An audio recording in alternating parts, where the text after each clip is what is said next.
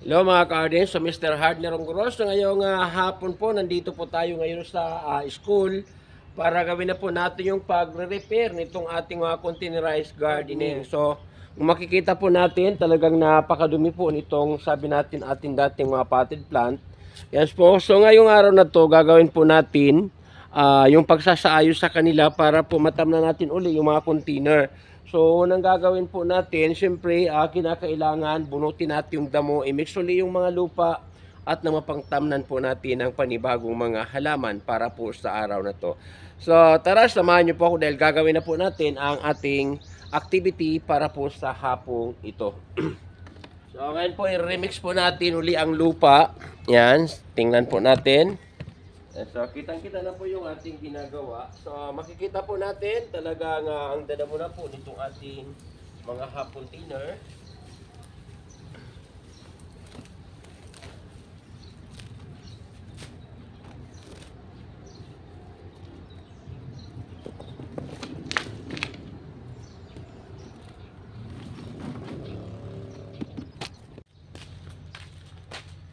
Yan po, bali mga kahardin, ipapagpapatuloy po natin ang ating activity dahil po tumila na po yung ulan. So, ipagpapatuloy po natin.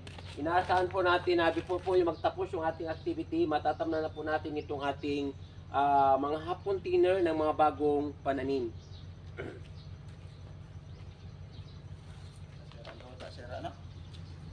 Okay, ginagawa ko rin. Ginabutangan ko sinunog na upa. May manure. Kaya ano pumunta ito yung tanong.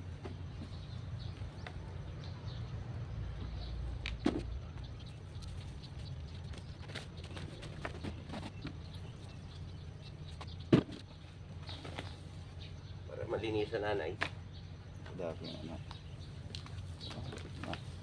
Pabayaan sa taginit. Parata yung sili.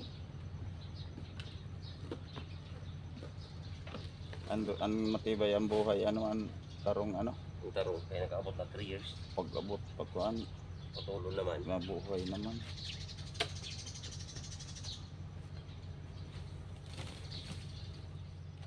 Libre ng gulay makain May ka pa. kampa. Kabulig ka pa sa eskwelahan magpa-improve. Okay. Hindi mo man ako, grabing dingot. Kung sila akong tanong saan karabasa, ay grabe ang dingot ako rin na bin. Tabang karabasa ano. Dahil ni, para sa mga dingot na ako. At least na Para hawanan mo lang. nakahawanan. Hindi na trabaho kung saan among utility.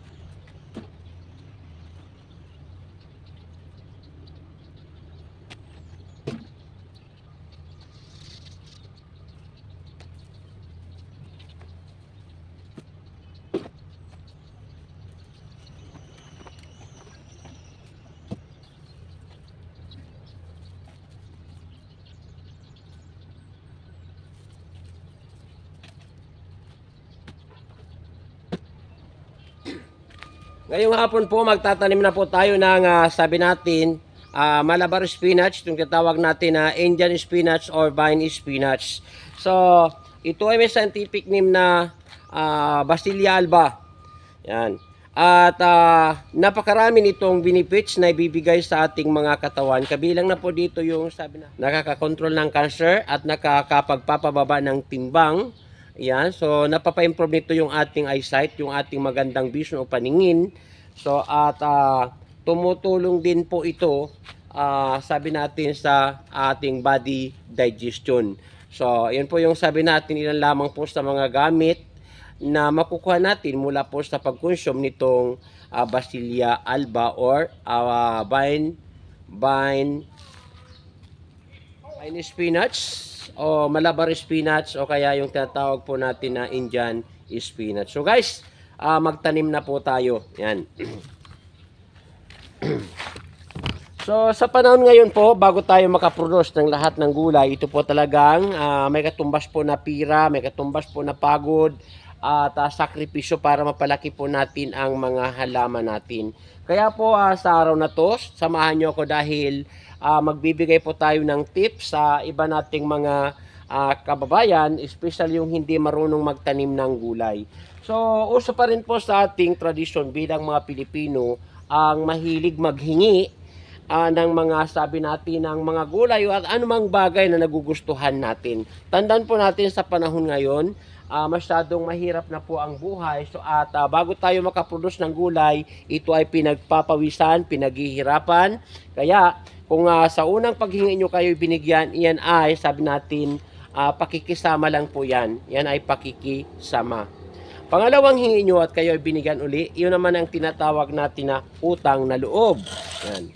At ang pangatlo, pag binigyan kayo uli, may kasama na po yun na paalala. Magtanim ka naman kasi po hindi madali ang mag-produce ng gulay. Kaya po naman, sana maintindihan ninyo na every time na mayroon po ng gulay ang inyong kapitbahay, huwag hingi ng hingi dahil yan po ay pinaghihirapan at pinagpapawisan. So I hope na mayroon po kayong natutunan para po sa hapong ito dito sa ating vlog ni Mr. Hardin Ronggoro. Kaya tara, patuloy na po tayo at magtanim ng ating Malabar spinach.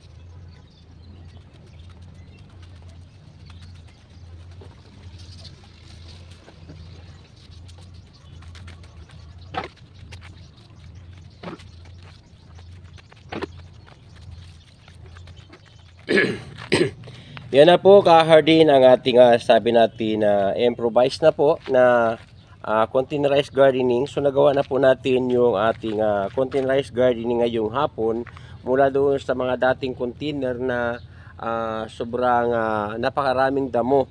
So lininis po natin, i-rinse po natin ng tama, ginmix po natin yung lupa ng maayos at ito na po nga resulta ng ating container gardening ngayong hapon. So makikita po natin naka-arrange na po ng maganda ang ating mga container. Yan, makikita po natin. Maganda na po ang ating presentation para po sa hapong ito. Yan. So, walang imposible po pag talagang gusto nating magtanim. Kahit wala man tayo ng malaking lupa. So, pwede din po tayong magtanim sa pamamagitan po ng containerized gardening. At ito na po guys, samahan nyo ako dahil magtatanim na po tayo ngayong hapon nitong tinatawag nating Indian spinach or vine spinach or Malabar spinach. So, ito na po yung ating itatanim ngayong hapon.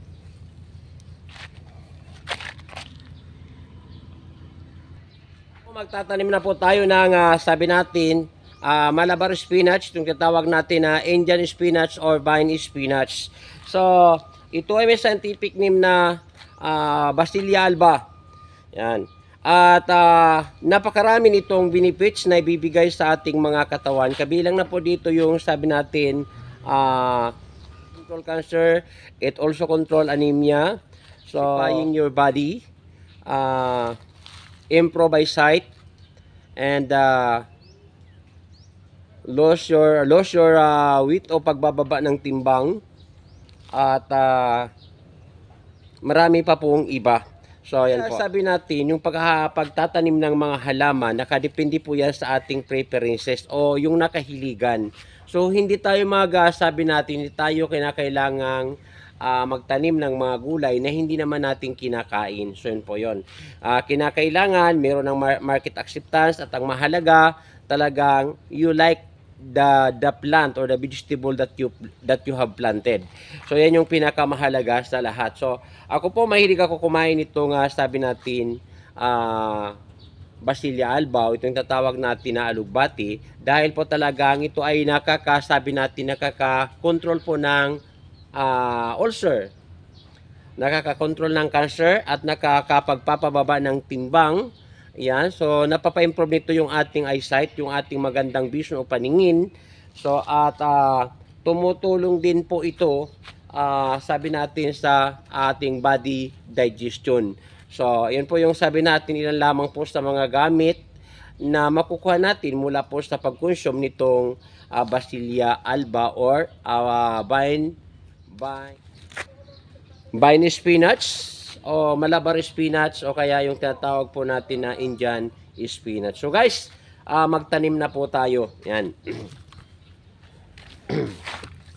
So sa panahon ngayon po, bago tayo makaproduce ng lahat ng gulay, ito po talagang may katumbas po na pira, may katumbas po na pagod at sakripisyo para mapalaki po natin ang mga halaman natin. Kaya po sa araw na to, samahan nyo ako dahil magbibigay po tayo ng tips sa iba nating mga kababayan, especially yung hindi marunong magtanim ng gulay. So, uso pa rin po sa ating tradisyon bilang mga Pilipino ang mahilig maghingi ng mga sabi natin ng mga gulay at anumang bagay na nagugustuhan natin. Tandaan po natin sa panahon ngayon, masyadong mahirap na po ang buhay. So at bago tayo makaproduce ng gulay, ito ay pinagpapawisan, pinaghihirapan. Kaya kung sa unang paghingi nyo kayo binigyan, iyan ay sabi natin pakikisama lang po yan. Yan ay pakikisama. Pangalawang hingi nyo at kayo ay binigyan uli, yun naman ang tinatawag natin na utang na loob. Yan. At ang pangatlo, pag binigyan kayo uli, may kasama na po yun na paalala. Magtanim ka naman kasi po hindi madali ang mag-produce ng gulay. Kaya po naman, sana maintindihan ninyo na every time na mayroon po ng gulay ang inyong kapitbahay, huwag hingi ng hingi dahil yan po ay pinaghihirapan at pinagpapawisan. So I hope na mayroon po kayong natutunan para po sa hapong ito dito sa ating vlog ni Mr. Hardin Ronggoro. Kaya tara, patuloy na po tayo at magtanim ng ating Malabar spinach.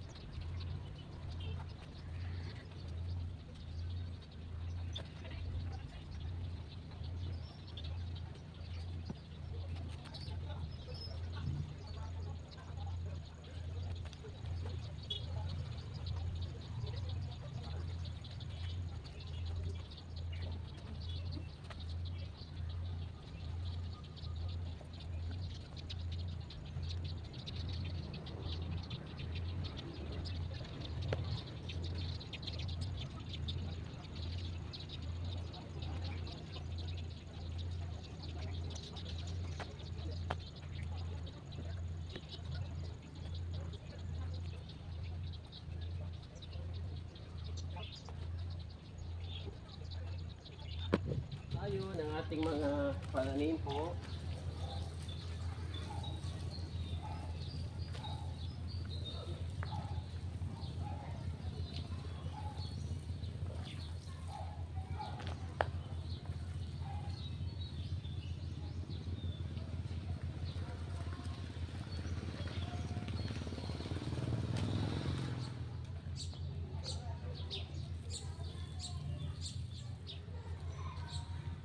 Yan guys, tapos na po tayo sa ating ginawang hardin. Continuous gardening ngayong hapon.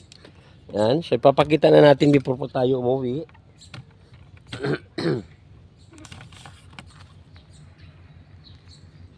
May tanim na po yung ating sabi natin continuous gardening. Makikita po natin, meron na po ng tanim at medyo improve na po yung area. So napaganda po natin yung area. Yeah, sa saglit na panahon lamang. So ganyan po. So pwede po talaga tayong mag-garden kahit na wala po tayo ng mga lupa. So yun po sa pamamagitan po ng continuous gardening. So makaka-produce din po tayo ng mga malulusog at masasarap at masustansyang mga gulay. So guys, kung nagustuhan niyo yung ating content sa hapong ito, so huwag kakalimutang i-like, i-share, i-subscribe at sundan na rin po ako sa aking YouTube channel at Hardner Onggoros, sa aking Facebook page at George T. Rapsing Farm at sa aking Facebook account at George Tobieron Rapsing. So maraming salamat sa inyong panonood. Kita-kita tayo ulit sa susunod pang mga bidyong aking i-upload. Mabuhay po tayong lahat. See you again on our next video. Bye-bye. God bless all and follow for more.